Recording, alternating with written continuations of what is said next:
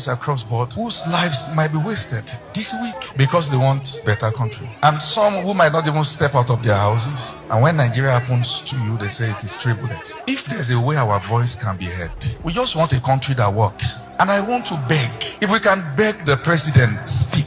Patrimony. They have access to wealth uncontrolled. They can use it anyhow and so on. They don't care about the common good. And we as citizens of this country, we want to see the action in the next 1 week. Taking proactive position to end bad governance. I hope you know that we remember that before slave trade and before colonialism came and destroyed many things, in most traditional societies, how did people become leaders? People became leaders after serious sacrifice for the community. Hello everybody, welcome back to Plan B TV News. When I see this protest, it reached everybody. Now, Nigeria clergymen are now in support of this protest. Everybody, the thing affects everybody. The Nigerian religious men are also saying that everybody must protest.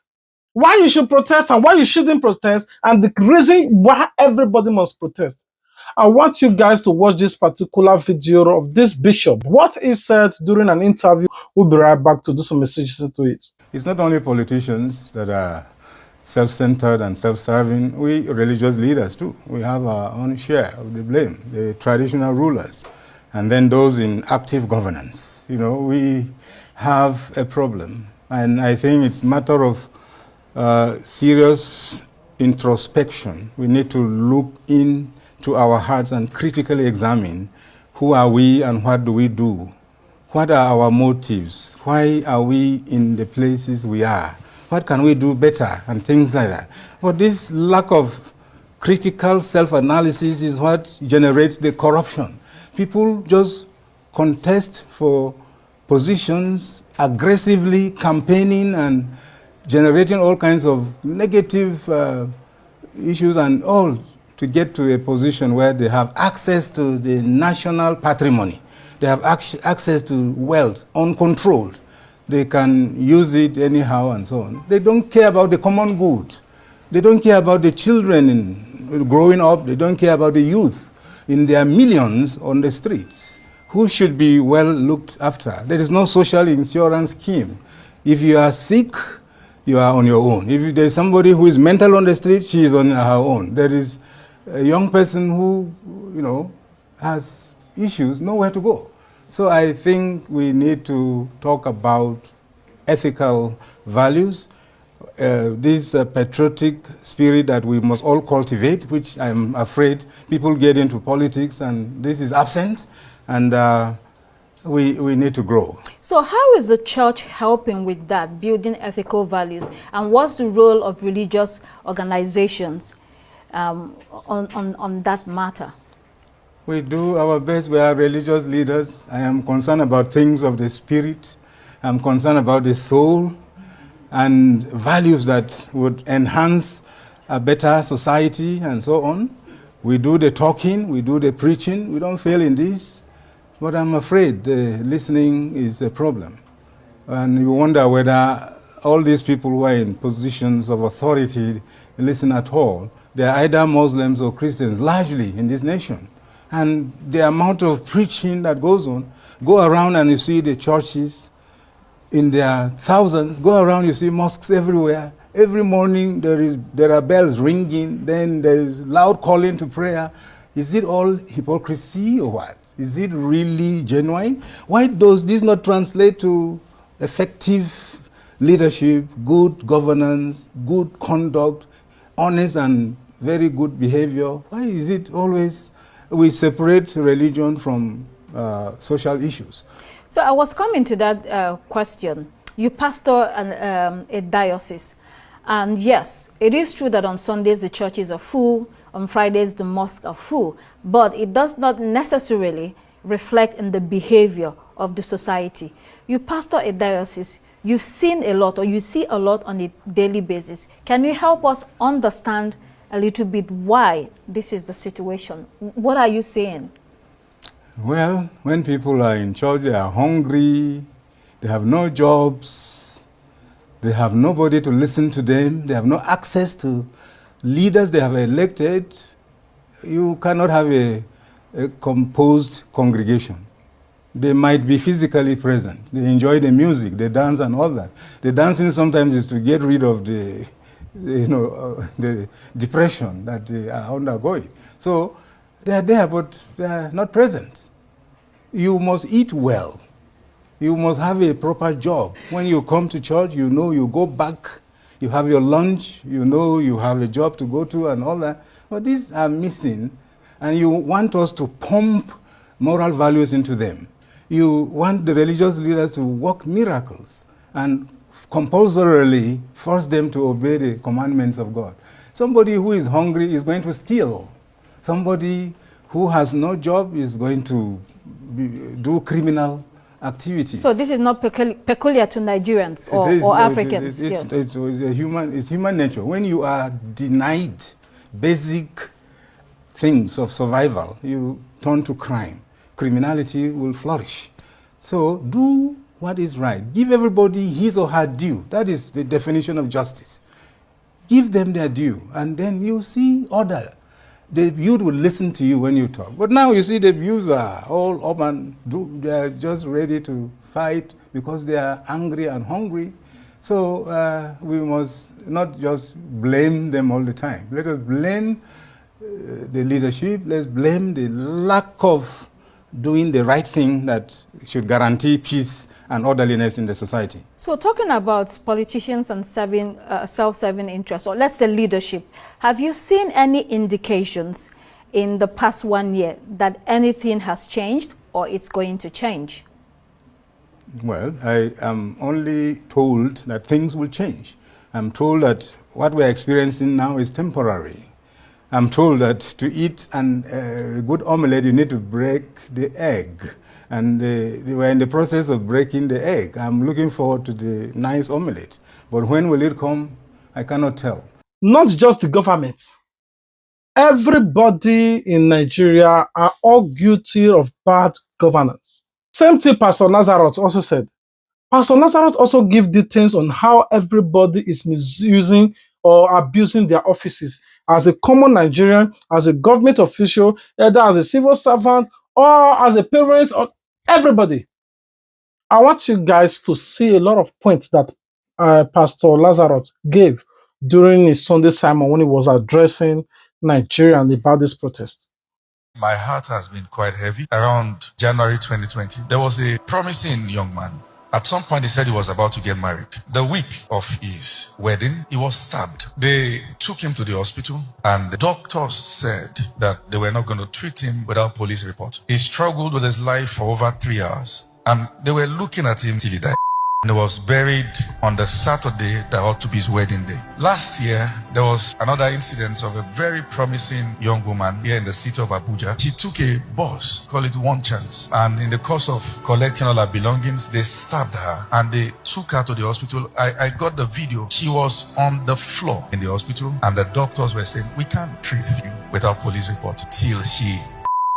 Now, when this and many more happens to people, they say Nigeria has happened to them. In each of these two cases, if any one of these people have people in power and call, they will treat them. We don't want to have a nation that only works for the high and mighty. We want Nigeria for Nigerians. There are young people, some in churches across board, whose lives might be wasted this week because they want a better country. And some who might not even step out of their houses. And when Nigeria happens to you, they say it is three bullets. If there's a way our voice can be heard, we just want a country that works. And I want to beg, if we can beg the president, speak, talk to the people. People just want a better life. We just want to survive. And it is not too much to ask for. When my wife was going to give birth to her first daughter, we took her to the hospital. You need to see how the nurses sat down carelessly. And I had to scream, stand up. That's what you are paid for. And attend to us. And they came lazing themselves. And then the doctor came out. He said, hey, Pastor Lazarus, it's Pastor Lazarus. And all the doctors came out. Oh, Pastor Lazarus, oh, we are sorry.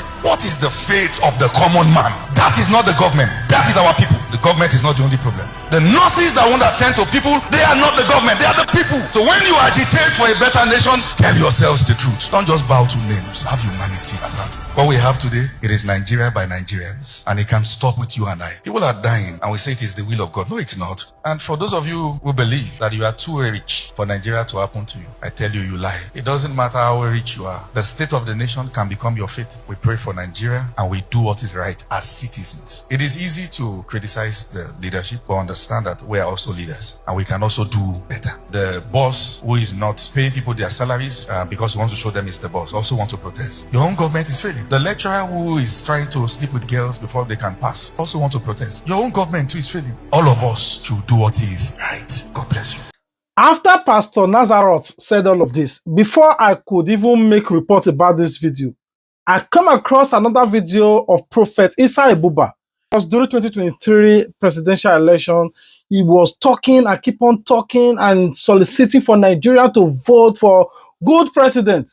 Thank God today is not silent. He came out again to demand for good governance and hence to bad governance in Nigeria. He came out to say that he supports this protest and there must be change in government. I want you guys to watch the video. We'll be right back. Day, I'm standing here in the city of Warri. A few days ago, I made a broadcast demanding that the president will draw the agreement of the Samoa agreement. I'm glad that they have taken heed to the demand of Nigerians and will draw that agreement. Now, I want to say, Mr. President, we honor and respect your office as the president of this country. But then we demand from you today, and we as citizens of this country, we want to see the action in the next 1 week. Taking proactive position to end bad governance. You must end it. You must rise to the occasion. That we are tired as citizens of this country watching you, watching the members of your cabinet running down this country. Nigeria is blessed and has more than enough to take care of things. I have traveled by road the past 40 days. Just a few days ago, I came by train from Lokoja right to Warri. And I saw the plight and the state of Nigeria. The Minister of Works is failing the call and the responsibility you have given to him. So what we are demanding in the next coming days, we want to see a proactive action. Or else, the 1st of August, 2024, we, the citizens of Nigeria, will take the street and go on a peaceful protest demanding that the end of bad governance is enforced in Nigeria. You must, and I'm not saying you may, I say you must end bad governance in the presidency. How can we, in such a situation where we are, for you and the members of the Senate to approve over 15 billion naira for the house of the vice president when we already have the place where the prime minister of Britain lives is a 3-bedroom house? And that down street, number 10, has been there. They have their own mansions. But when you come as a servant to the people, you must serve the people. That's why the prime minister that suddenly lost his place apologized to the British people for bad governance. We are demanding the judiciary, chief judge or chief judge of Nigeria, whatever name you are called, we Nigerians are demanding from you. You must act on the judiciary. All of these conflict and counter court judgments must come to an end. The most corrupt system in Nigeria is the judiciary. We are demanding the end of it. We are demanding the end of molestation by the police on the ways and the highways. This must come to an end. Today we are demanding every governor, Every governor, you are not our Lord. You are not. You are the servant of the people. It is the people that voted you into power. You must serve the people. You must bring an end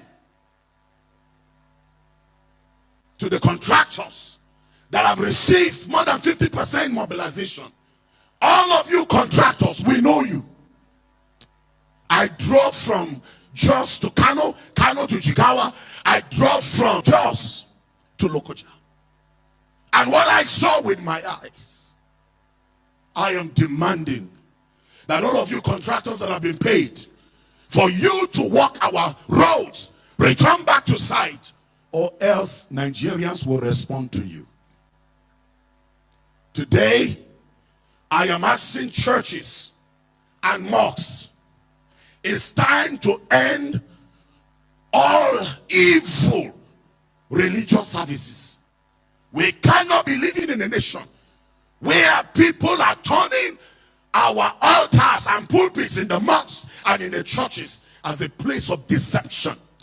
We want to say all churches and mosques where people are turning it to a commercial center, it must come to an end. It must come to an end. Nigeria must be safe.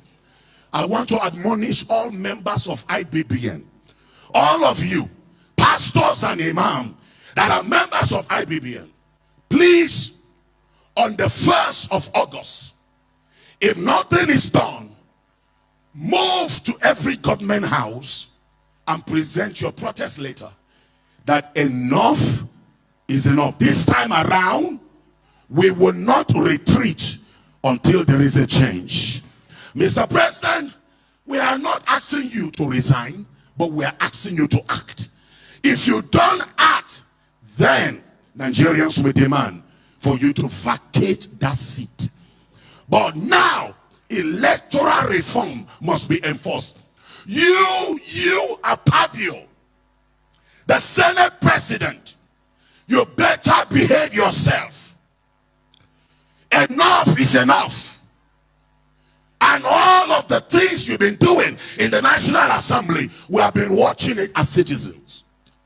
But from now, all of you members of the Senate and House of Representatives, you better be the representative of the people. If you don't do that, we will sack you from the National Assembly. I am saying this, that in the coming days, you must rise to occasion and bring about electoral reforms. We, Nigerians, are tired of the manipulation coming from the international community. It's time we solve our problem by ourselves.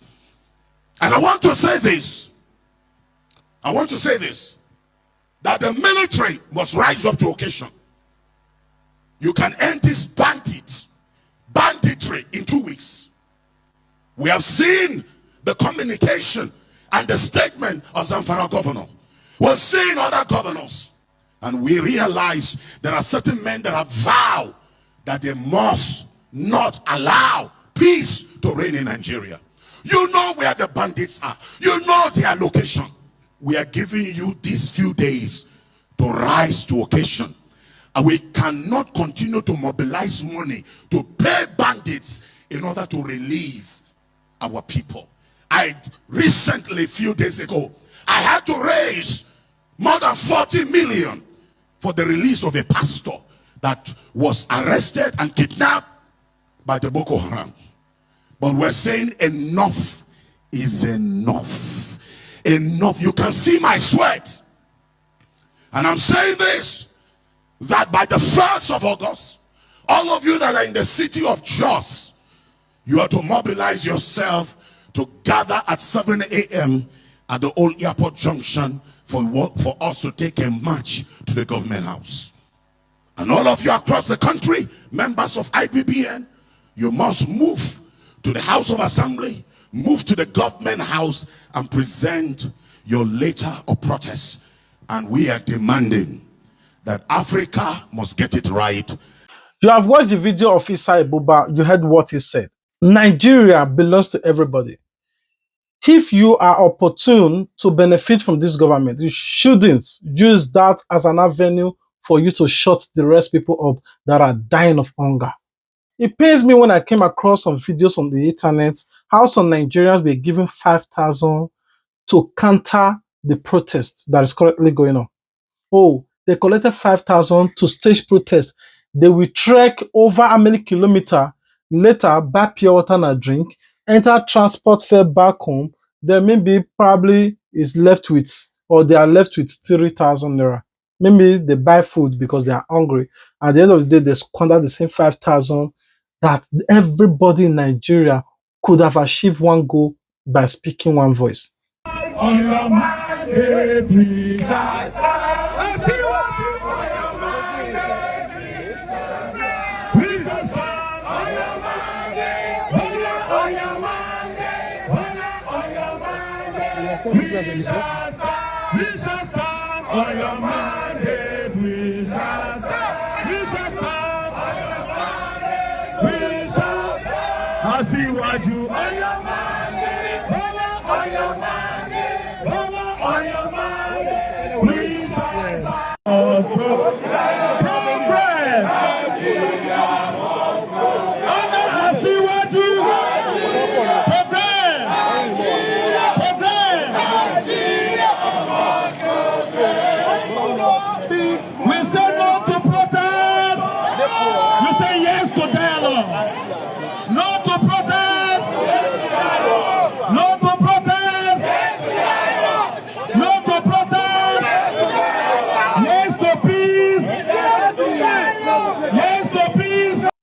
It's painful how some people are so dumb not to understand. Politicians that have never called you to favor you, that have never called you to give you any money or anything. You see them now. After this protest now, these people that collected 5,000, they will never have access to to these politicians anymore until election period. Election time will also come again. You give them 5,000, they sell their votes. But if you say you dey hungry, why you can't they say no protest? It's because of the 5,000. It's because of the 5,000 naira they give to us this morning. Yes. That's the reason why we come out to say no protest. To say it's not in our mind to say no protest. Yes. So who be the person who mobilize them? We don't know them. They come with 3 vehicles this morning in our area, telling us to follow them. They will give us 5,000. We should say no to protest. But we are not in support of that because we are hungry for love. Where be that? This hardship is in Asoko. Asoko. Okay. What's the name? My name is Osai Osai Emmanuel. From Benue State. From Benue. Which work do you do? I do plumbing work. Okay. And I'm Anthony from Anambra State. Okay. I'm a scaffolder. But today you deal with those who no one protest. That is the reason why you can see I'm playing. I'm not holding that placard. What do you call it? Placard, the cardboard. The cardboard, yes. I'm not holding it on hand. Okay. It's because of I'm too. I don't need it. I'll never hold that. It's okay. Now see this protest, they will see the end. All I'm saying, if you are watching this video and you also have opportunity to meet with friends and you are in the front line of protest, please ensure that no shop is vandalized. Nigeria, that is just my home. Anyway, I love you guys. Remember, God love you more. If you love me, the only way you can show your love to me is to comment your thoughts, like this video, and share this video to all your platforms. Above it all, subscribe. If you do, turn on your notification bell so that you wouldn't miss out our official upposts. Until we meet again, stay tuned, Plan B TV. I love you guys. Please, I beg, please subscribe. It's just remaining 6,000 for me to carry this YouTube award. Please, guys, you can make it happen. Just subscribe. Keep on subscribing until you see me get to 100,000. I love you guys. Until we meet again. Peace out. I'm waiting for you guys in the comment section. Let's rub minds together. I think our voice will be heard in this protest session. All right, until we meet again. Peace out. I love you guys. As much as and I hope you know that we remember that before slave trade and before colonialism came and destroyed many things, in most traditional societies, how did people become leaders? People became leaders after serious sacrifice for the community. So people went to war against their enemies, risked their lives, almost got killed, managed to survive, saved the village, and when they came back, the village decided, you be our leader. Honor them. Right? Yes, you be right. our leader. But how are people becoming leaders now? So we need to really, really look at it. How do people, it's called leadership recruitment processes. How are we recruiting leaders? Are they people who have served this country meritoriously, who have sacrificed a lot for this country or for their village or for whatever? Or you just discover that there is a money bag. There's a money bag that has arrived in town. How he made the money is not a problem. And you do not know in our foolishness. That's why I talk of elite debauchery and popular idiocy. You see? It's two faces. One face is elite debauchery. The other face is the idiocy of the people. So, the point is that if the people cannot see that this person who has come back to the village with a lot of cash, and we don't know what he did to make this cash, you vote him into power. He's an expert thief. And he's going to steal everything in the village. Since you did not scrutinize how he made his money, he comes back, you make him a leader. He's going to, the way you do one thing is the way you do all things. He's going to use the same skill. Victor, you're looking at me. It's not true. He's not going to use the same skill he has used to steal everywhere he has been before to come and deal with you. This is where we are, and we need to get out of that kind of situation.